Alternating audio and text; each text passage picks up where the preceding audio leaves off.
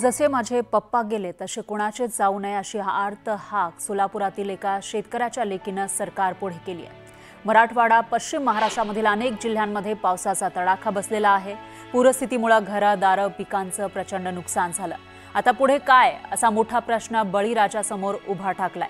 त्यामध्ये कर्जबाजारीपणा आणि आताच्या पावसामध्ये शेतात पाणी साचल्यानं बार्शी तालुक्यातल्या कारी गावातील शेतकरी शरद गंभीर यांनी टोकाचं पाऊल उचललं।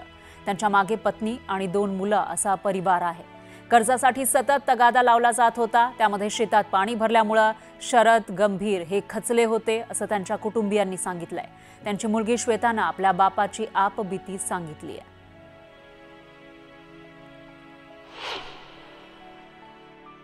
तू होते का तिथे?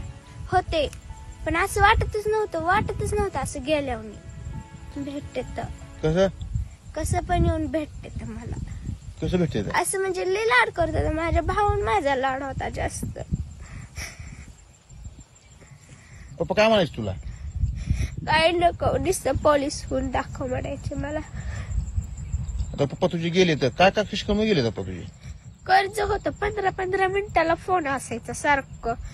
अर्धा तास आम्हाला अर्धा 1.5 तास बसून दाखवल्याला त्यांनी किती फोन येतात असं म्हणजे दमच नव्हता। सकाळी उठलं फोनच, एकदा फोन डबल घेतला। असं रडायचं पण म्हणजे असं आम्ही रानात आलो की सुट्टी दिवशी ती रडायचं गाळा धरून मम्मीच्या बी माझ्या बी रडायचं।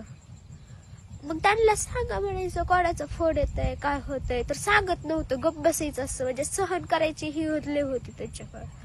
मग त्यांनी सहन केलं असं केलं। आता काय वाटतं पप्पा गेले तुला? वाईट वाटतंय, म्हणजे अशी कोणाची गाडी वाजली की पप्पाची गाडी आली म्हणून वाटतंय।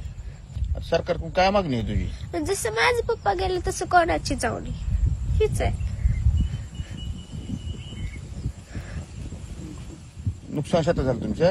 हो, सगळं ऊसात पण पाणी आहे, पेरूत आहे, लिंबूनी सगळीकडे पाणीच पाणी आहे। पेरूला पाणी लागून आळ्या लागल्या।